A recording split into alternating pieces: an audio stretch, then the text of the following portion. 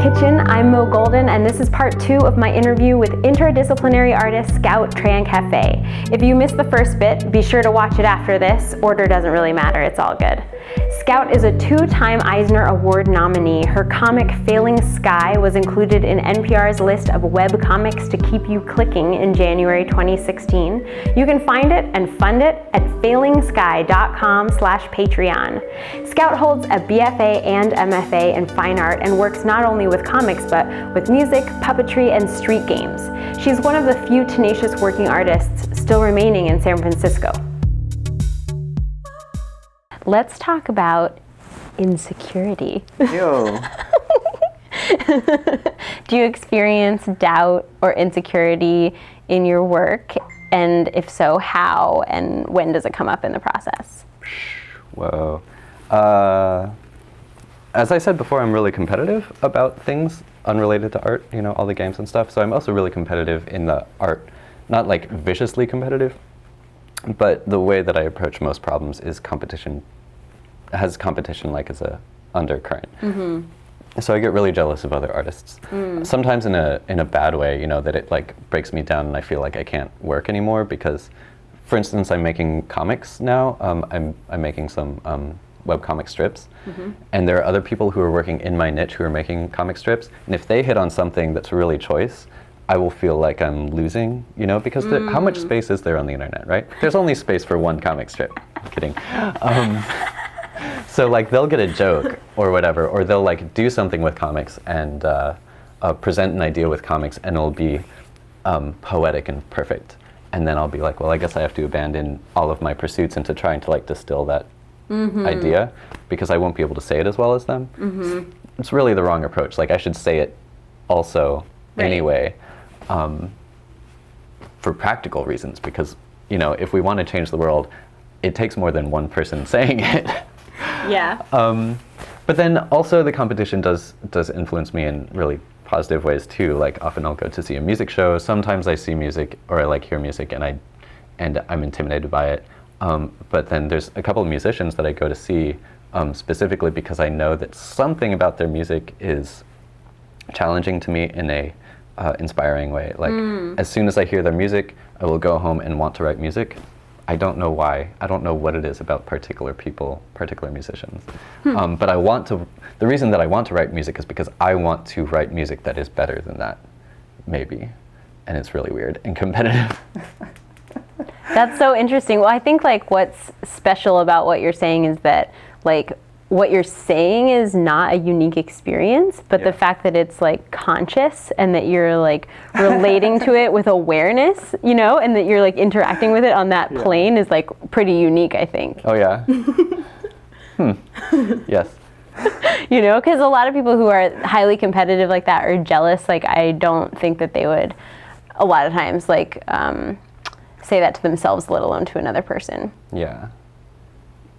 Thanks. I've been told many times that I'm way too self-aware. Not as a compliment. So thank you. Well, I challenge you to be more self-aware. I bet you can't. Oh my God. In front of the camera and everything. But what you were asking about was insecurity? Or doubt. Yeah, so that's just like one level of doubt. Can I think of any other insecurities? There's a lot of like insecurities about putting myself out there and getting the message wrong, I guess. I do a lot of audience interaction stuff, I guess. Less like painting alone in my studio. I don't really like paint alone in my studio, like for the love of it, produce like a body of work, and then if anybody wants to buy it, they can buy it. I don't care, sort of thing.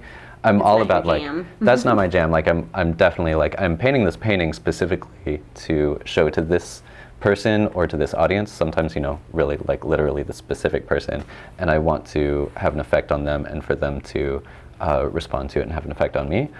And there is so much potential failure built into that model. Yeah. So I have so much anxiety about that. High pressure. Very high pressure. So for instance, just really specifically, I'm getting into the transgender arena with my artwork in the last couple of years. And because that's like a very, what would you call it, delicate scene with a lot of delicate people in it. I mean, fierce, but also delicate Yeah. sensitivities and histories and that sort of stuff. And we have this problem of speaking for each other, where we try to speak for each other when we shouldn't. We should be letting each other speak and listening to each other. It's very, from my perspective, I'm very intimidated by that and scared of it. But yet at the same time, I'm like, if we are all intimidated by each other, we're not going to get anywhere. So one of us has to talk. So I've got this problem of, or I've got this anxiety problem of that I really want to interact in this scene of transgender art and transgender music and, you know, transgender fucking everything. But I don't want to get it wrong, I guess. Yeah. Especially because the terms and the scene changes so quickly. So like, I'm just looking at like authors who have written about transgender issues over the last 10 years. Like, if they're more than 5 years old, their stuff is out of date and historical and not relevant. And in some cases, offensive. Yes. So I'm like, I know that my stuff is not going to be eternal, but I want it to at least not be offensive for, you know, 3 or 4 years. At least, you know, be like playable and relevant for a couple of years. Yeah. Because it's probably not even going to get out there for the first year or two. Yeah. And that's really high pressure too, to like be making an effort to give voice to something that a lot of times doesn't have voice, but a lot of times has had voice given to it by people who don't get it. Exactly. How does your relationship change with your work beforehand, like when it's a secret and no one's seen it yet and you're still working on it, or when it's finished but you haven't shared it, and versus once you've like shared it with the public and a bunch of fans have seen it and experienced it? What is my personal experience, my relationship with what I'm doing? Yeah, like how does with the object? Yeah, how does it change like your relationship with that piece of art? That's a funny question that I think is, I don't know, unique to me, in that I have an obsession, or not an obsession, but an approach to art where I don't know, there's like something running always in the back of my mind that assumes that somebody's watching me. So I never get to be alone with my artwork, which is weird. Maybe that was, I don't know where that came from, but it's really annoying. But also, you know, I guess part of my creative practice, and really part of, you know, like performing for an audience, or like making art for an audience sort of thing, is that like at any moment, like while I'm drawing, I'm worried that someone's going to basically walk into the room and see what I'm doing. So it always must look interesting. I never let, like, if a painting like starts to look a little bit wonky, or, you know, like you could like see like a cock and balls or something if you like stood back and closed one eye, like somewhere in there, you know, like, or there's like a weird, like something, you know, weird and anomalous or whatever, that gets painted out immediately. Like it won't sit there. Like if I'm in the workshop and I'd like take a coffee break or something like that, like You have to leave it in a good place. it's not like I have high standards for what that looks like, but I'm always thinking about not what would happen if someone were to walk in, really, but just like kind of assuming, you know, maybe the eye of God is like just always on me. Yeah. You've got a reality show going. Right. I don't know if that is because of, or just another instance of, that I used to do drawing portraits on the street, where literally like you're drawing a portrait of somebody and there's 10 people behind me watching every pencil stroke, you know, in that voyeuristic way. So that's just like what I'm used to, is like everything that I do, like even if it's not a performance, even if it's not dance or puppetry or whatever, like I feel like I'm being watched. Yeah. So then does revealing your work to a real audience actually provide some sort of relief? Maybe, yeah, because now I'm not physically working on it anymore, and it's out there in the world. Although I do that thing where I like post something and then incessantly check the numbers. You know, for that little bit of dopamine payoff, or just to like feel some release, or you know, relief from it. I was wondering if that was a bad habit for a while, and now I think, you know, it's just like, unless it's like really killing my working process, I'm fine with it. Whatever. Like, I let myself check the numbers. Yeah. Right? For all of you, it's okay. You can check your Facebook likes 5 times an hour if you need to. Just don't let it be your whole life, unless that's your art project. It's Yeah, that sounds documenting yourself great. That's actually really good. I'd watch that. I went to school for performance art. I know very much the darkness of making artwork about insular art making. Oh man. So you were recently nominated for an Eisner. Twice. Oh dang! Did you know that? No. Oh my god, I'm so happy. I'm not like as happy about the second one as I am about the first one, which is Yeah. really cool. Yeah. I love it. Congratulations. Thank you. It means nothing. I mean, it means a lot of stuff. But for all of you who are like, thinking that the Eisner, like me, thinking that the Eisner was going to save you and like deliver you to the promised land or something like that, no, that doesn't happen. That was going to be my question. Did you get delivered? Did Eisner come and personally escort you to the promised That land? would be spooky. No, my experience with the Eisner is I've talked to a couple of people about Eisner nominations and even Eisner Award winners about the weirdness of this industry award in that it's really cool and such a big honor and whatnot, and it's I actually appreciate the nominations. I say this now. I appreciate the nominations more than the actual winning because the nominations come from a panel of professional jurors. So like their opinion is much higher, or I mean my opinion of their opinion is much more higher than that of the voting public. Yeah. But yeah, the strictly speaking of numbers, like I was, I was hitting two-digit numbers. Not even. I think like right before my first nomination, I was like 10 hits or under a day. It was like really depressing to be like turning out this work and being like, maybe it'll take off someday. But basically, the numbers are saying that nobody has opened this page at all this month. So you're talking about the website for Failing Sky? For Failing Sky. Okay. And then the Eisner nomination hit was announced, and that day my numbers jumped to I don't know exactly, a couple thousand or something. I don't know, but just Wow. like an order of magnitude, 2 orders of magnitude, right? Larger, and then from there like petered out slowly. But like from then on, like there was always many more people going to the site.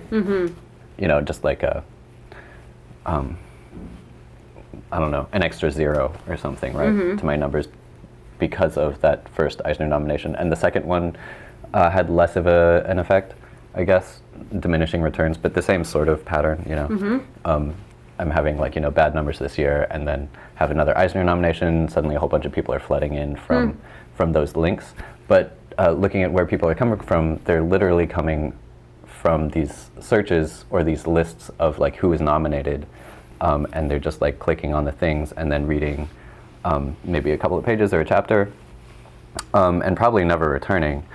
It's not the same type of traffic that you would get from a blog review of your work or from anything else. I don't know, bad press or anything. Like Yeah, let's make some bad press. right.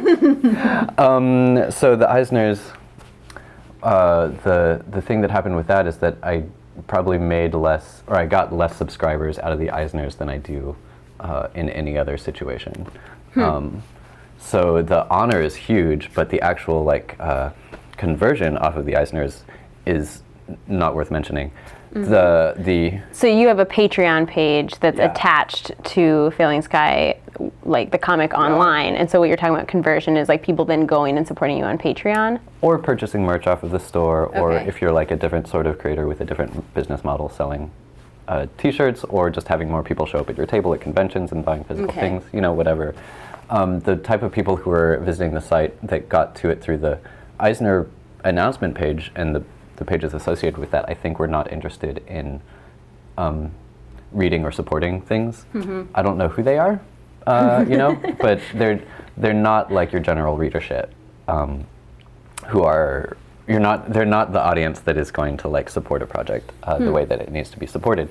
So in that sense, the numbers were really kind of depressing, but then just like, I mean, the function of the Eisner nomination is not to earn you money or like right off the bat. The function of all industry awards, I think, are to open doors for you within the industry. Yeah. So that's been where all of the joy has been coming from. the payback from like the payoff. That's where I've been like reaping all these rewards for having those Eisner nominations, is that I can I don't really get invited to a whole bunch of stuff. I've been invited to the webcomics Rampage twice now, and to a Wizard World once, specifically because of the Eisner nominations. But other than that, just like if I'm in a conversation with people who are in that industry, one of the first things that one of my friends will bring up is that I have an Eisner nomination, and that just like, it's like insidious the way like how important that seems to be to people who work in this industry, because like I have, like, comparatively to my peers who I interact with in webcomics, for instance, I am numbers-wise invisible. Like, I mean, people read and people really appreciate Failing Sky, but that market is very small and very niche-y and really underpublicized. So I am on the level of people that, important webcomic artists would never talk to in a million years. Except that some jury somewhere decided that my work was worth nominating. Yeah. So then I'm like, I've somehow like, I don't have to go through the trouble of actually like being popular and like earning readership and making important work that is important to the general public. And yet people who are really in the comics industry will talk to me, basically. Be like, oh, you're Eisner nominated. That puts you, in our peer group. And I'm like, only nominally, literally, right? Yeah, which is really kind of funny. It's like instant fame, but without the money. Yet. It's pretty new. It's pretty new, I don't know, in the world of comics and on the internet age. I've been sitting on a Eisner nomination for 2 years now, right? That's a long time. I've been in this racket now. I'm an old bitch by those standards. So yeah, it's not that new. Has it changed how you view your art or yourself as an artist to have those nominations? Well, really importantly, it did keep me making Failing Sky. Like I made Failing Sky as a Kickstarter project. I said, when this Kickstarter succeeds, I promise you 7 or 8 chapters or something like that. And I'll try to like give a blanket of what this story could be. With those 7 chapters, I'll do like a smattering here and there. And if there's a readership out there who wants to read more of this, then I'll keep making it. So I basically finished like, I got that nomination really early though, right? Like 3 chapters in or something like that. Wow. I didn't actually get through those first 7. But basically like I could see that there was no real heavy readership for long form comics about gender queers doing reality sort of based stuff. I think it's an important story to tell for it to be out there on the internet, but I don't think that it's like widely popular. And I realized that pretty early and was going to wrap that project and just be like, I'll start something else. I'll do a short form webcomic. I'll do something that's a little more popular. Something that could actually turn into something. But then that Eisner thing happened and I was like, oh, I guess this stuff is important enough to somebody, to, a panel of jurors who are professionals in this industry. I'm kind of now like bound to finish it, whether or not it's actually going to take off and like, spread and catch on. So the Eisners saved that project. Saved it or doomed it, I don't know. Only time will tell. Yeah. But yeah, I was not like horribly sad, but just like accepting of that thing was not going anywhere. And then the Eisner thing happened and I ran around crazy for a couple of days and was like, okay, I guess this is my life now for the next couple of years, whether or not it'll make money, whether or not I, really love it or whatever. Like, I'm stuck now. Yeah. What do you think the value and importance of genderqueer art is, and having it be available and accessible? Oh, a lot of things. The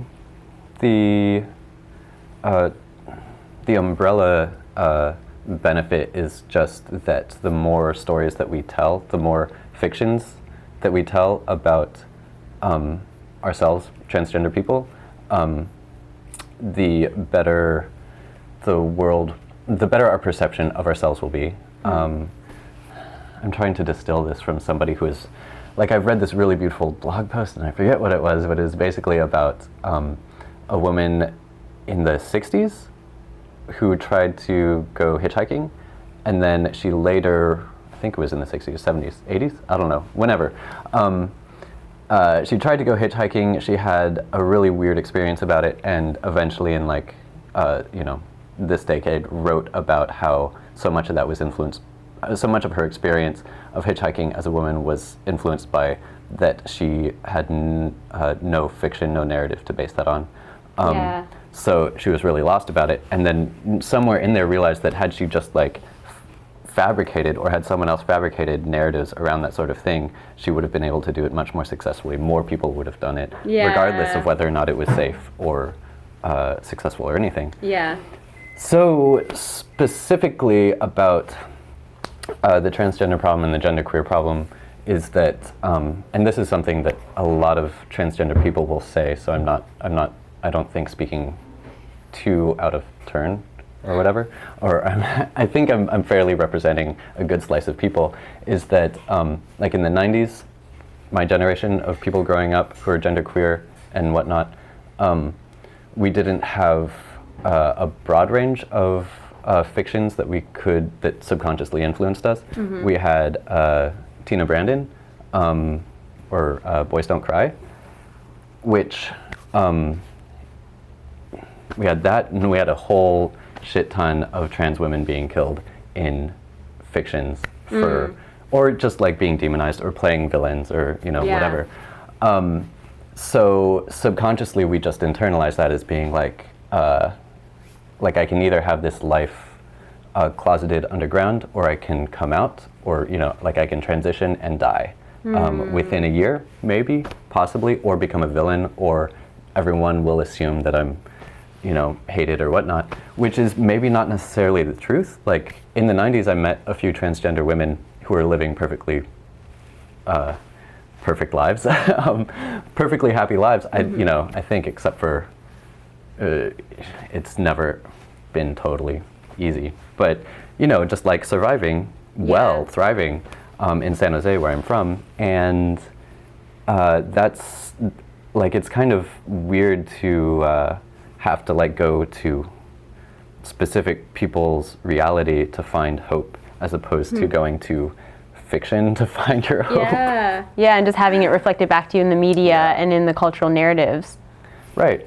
And it gets really, really dark and real when you consider that, like specifically with the Boys Don't Cry narrative, like it was a really beautiful story and a really important story to tell, but it probably killed a lot of people because trans men would watch that, I think, and see doom in their future. And we have huge rates of transgender suicide. Yeah. And I'm pretty sure that most of those suicides are because of the assumption of that they will not be accepted, or that they'll be hated, or that they don't accept themselves, or Or not the assumption, the reality of experiencing that too. Well, that's the thing, is that like I think the reality may or may not exist. Okay. Like we write our own reality for that. So like specifically with suicide, I mean I can't really speak too authoritatively about this because I never tried it. I didn't do it. I'm still here, right? But the weird anomaly of suicide is that one of the reasons you would kill yourself is because you think that your destiny is doomed.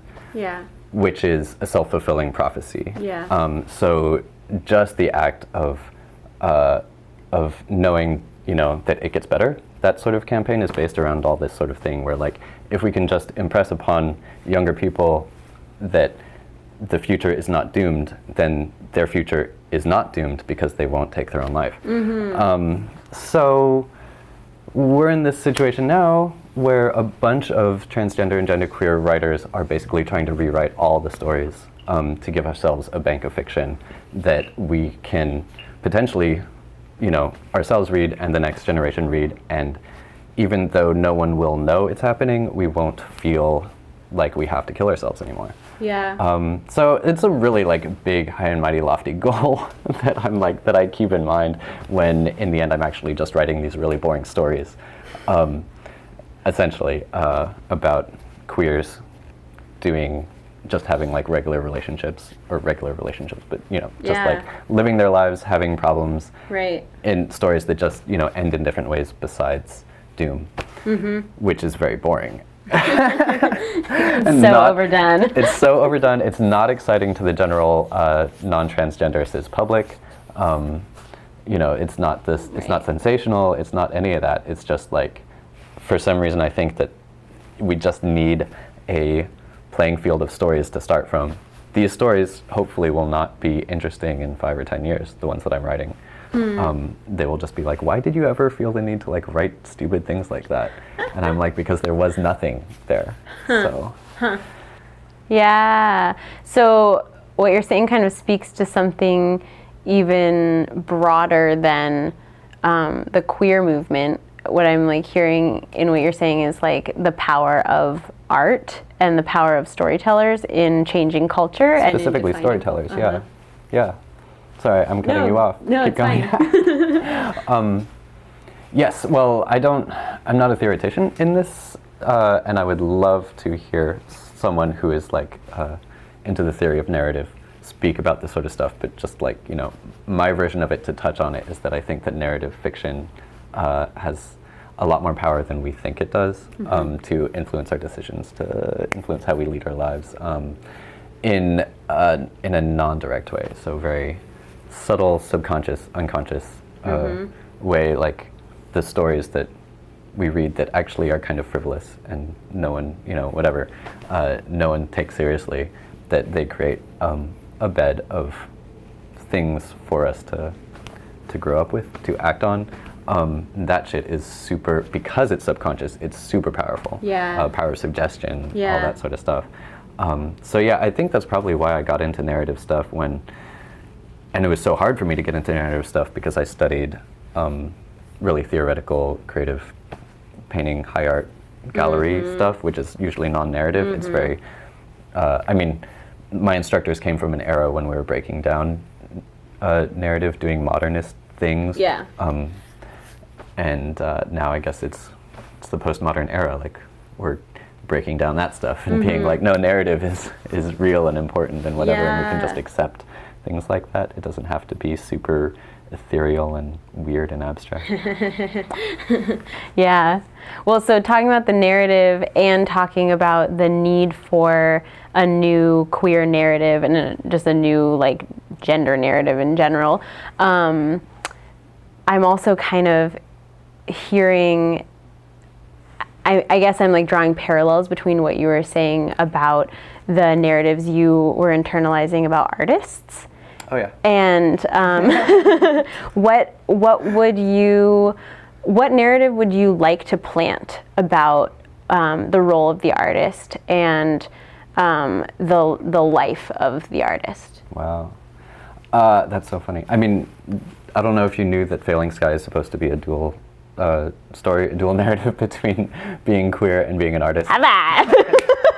Okay, so you hit that So you've been already thinking about this. That was the point of that thing, was to draw the parallel between those two lives, except for that the transgender narrative I want to portray banally, with banality. I don't know how to conjugate that. Banality. With banality. Whereas it's a little more complex for me how I want to treat the professional artist lifestyle. But I see them as fairly as very much tied together. I don't know how exactly. That's, the mystery to me as I write this stuff is how they work together, and I'm learning stuff from writing them, from, the characters that I'm writing. But to sum it up, like I want there to be hope for the transgender characters. Not hope, really, actually. That would be kind of that would be maybe as troublesome as writing doom stories, is to write a hope story, but just to write like a story where it's not an issue, but where it's an undercurrent. And then the artistic stuff is just to like, I don't know, maybe just represent things that I've seen happen around me to artists in a way that is devil's advocate, sort of. not in like a way that will discourage people from becoming artists, but I don't know, to tell those stories in a way that is nuanced and more complex than the American dream. I'm so sick of that, maverick American dream of artists where you're like, you will work alone, you will make a body of work that comes from your soul, you will sell it, or you'll like make it into something that you can like reproduce, and therefore if you sell one piece, you can make a promise to the next patron that that the next piece will be worth the same, because it's kind of the value of these pieces is a little bit weird, undefined, in flux. So this problem, and then of like producing a body of work, selling it off, playing this game that is actually more about social maneuvering than about making art that's true to yourself. In the meantime, like living on nothing, and you're supposed to be okay with destitution because you are an artist, and you're like, your lifestyle is like created around being bohemian or something, and there's this like romantic somehow. Yeah, and on the other hand, like you are really actually totally economically inviolable, usually, and there's a huge amount of artists who will work for their whole lives for nothing, and then just a couple of us who will ever be able to monetize it, much less become rock stars. All that sort of stuff, to like, I'm just like I've got like 7 characters, so I don't have a lot to work with, but I'm just like, each one has their own like approach to being a professional artist, and some of them are like Katira in Failing Sky is the rock star artist who just like who has some money to start with, has some talent to start with, and is just really good at playing the social game and just like takes off. And then there's a bunch of these other artists who I just like, in their 20s, I'm telling stories about them like living in basements and like doing this sort of stuff, and kind of just like chugging along, and then telling stories of them in their 40s, or like doing these stories where Chow visits them in their 40s or their 60s or something like that, and shows where they are then, and it's usually kind of dark where they ended up. I don't know, but like dark in different ways. Like each one like goes through. You can see, hopefully, see like what sort of life they had in this little story, and how they ended up in this place, and like how they failed or didn't fail as an artist. And I don't really know what that's supposed to do for people. For readers, it's just like I have an agenda when I talk about transgender stuff, and it's very clear to me. But when I talk about artistic stuff, like I've been in this game too long to be able to tell a clear story now, I think. Like, it's very confusing to me. There's so many different things about it that are competing. Like, I think that people should be making art, but at the same time, I don't think that people should be treating art as a profession in the way that we do. I don't know. I think that people should be trying to like turn their art into money, or people should be living as artists and making a living as artists. But then I think that the way that we do that in the culture that we have, in the economic culture that we have in the U.S., is not shaping the professional art, or they're not shaping artists in the right way. I don't know. They're not shaping our profession in the right way, and they're just like corrupting everything that we do, even while we're trying to stay true to these dreams, even while like what actually sells well about us is our drive and our creativity to like do this thing that is actually not what we're selling. And like what you were saying about like needing to do these little like close-ups on your process, when actually we've been pressured forever to be product oriented, and then there's this like push and pull happening. And I think it's really, I think it's really interesting, like those parallel stories that you're exploring, like of the artist and of the queer story, because it feels like in a lot of cultures that like those people were the same person too, that it was like the person that was like creating and sharing the stories was the artist, and was the like two-spirit, and was the person that could connect with other realms and come through. And it almost feels like you're addressing that archetype in this culture, in this time, which is really interesting. Awesome. So you're talking about the importance of the artist and the importance of art, but maybe not for the reasons that people think, and maybe not for like a career path that's going to make you successful. What are your suggestions for somebody who maybe doesn't consider themselves an artist but wants to connect with their creative process, or for an artist who wants to connect more deeply with their work? That was like 3 different things. I don't know whether to, you weren't really asking anything about professional art, right? I'm just giving you my cloud, Yeah. and you do what you want with it. Okay, so people who are connecting with their, the things, advice for whatever. I can oh, ask God. you again. Here, I'll ask you again. I just don't know what kind of advice to give anybody for anything. All my advice is going to be two-headed, or, you know, yeah, I usually tell people to do one thing, and then, but in the same breath, I'll be like, but don't do that, do the opposite of that. I don't know. How about this? What would you say if you could go back to middle school and talk to those kids who were like, "Ooh, Dax, you're so good at art. Ooh, I wish I could be like you." What would you say to them now? Pay me.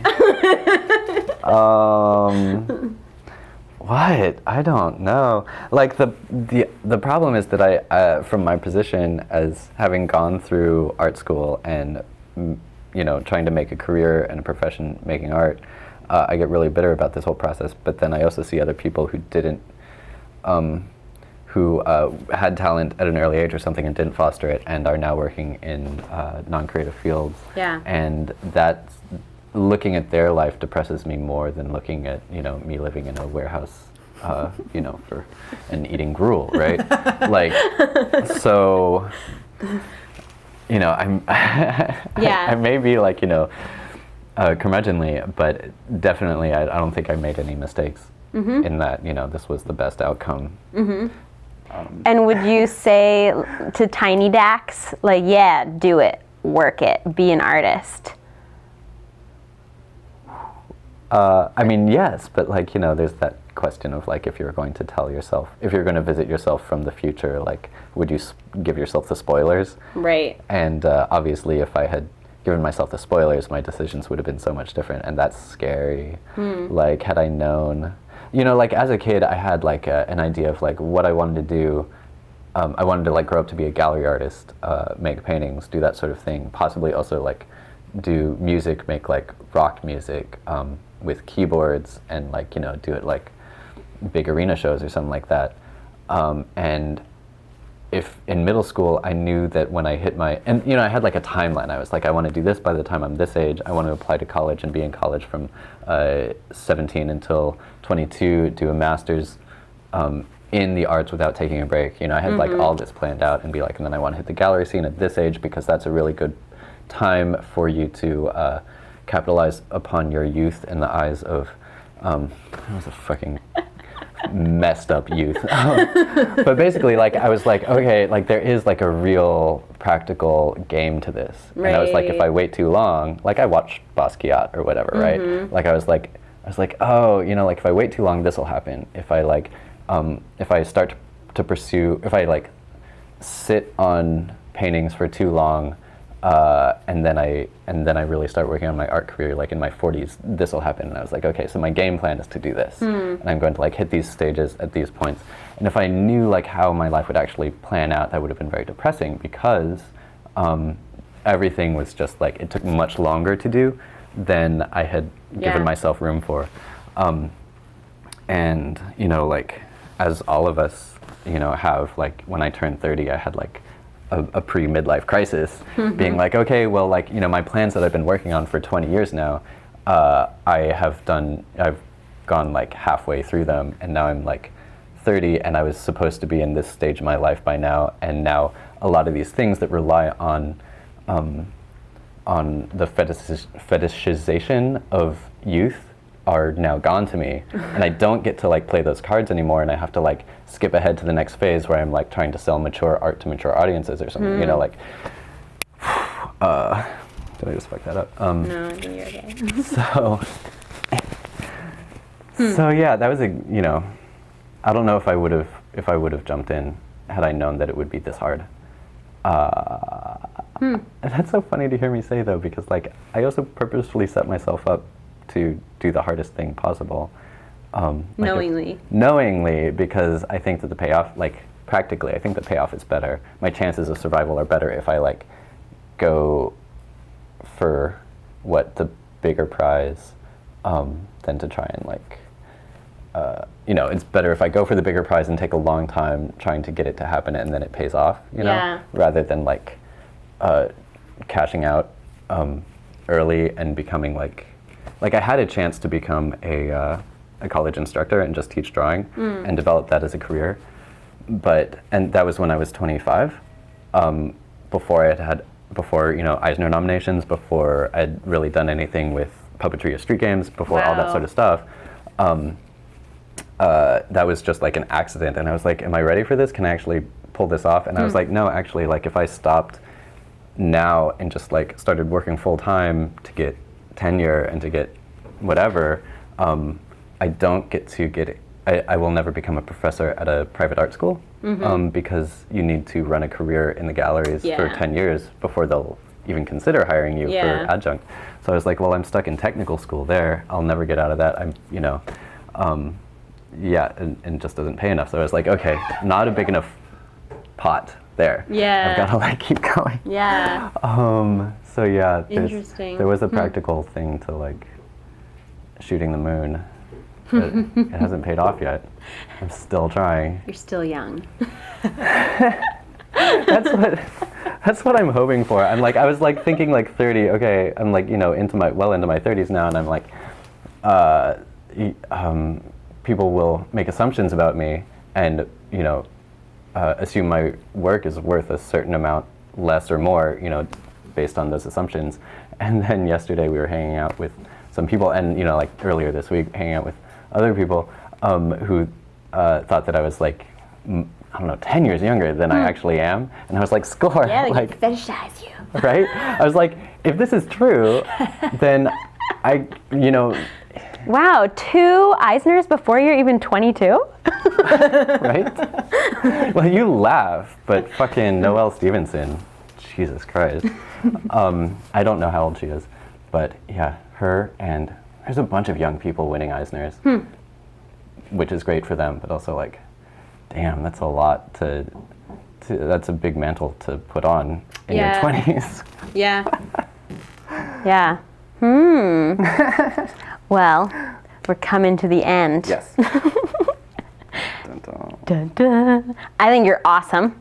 You're awesome. I'll fetishize you any day. Thanks so much for spilling. Edit out all the things that make me sound like an asshole. No, keep all the things that make me sound like an asshole. Yeah. Great. The end. Yeah. Want more? Don't worry, there is more. Like it, share it, and subscribe to my YouTube channel so you don't miss a thing. It's youtube.com/MoGoldenVideos. And if you want to be one of the generous patrons that makes this project happen, come on over to patreon.com/Mo and join the community. You'll get some cool rewards too. Brewing in the shade.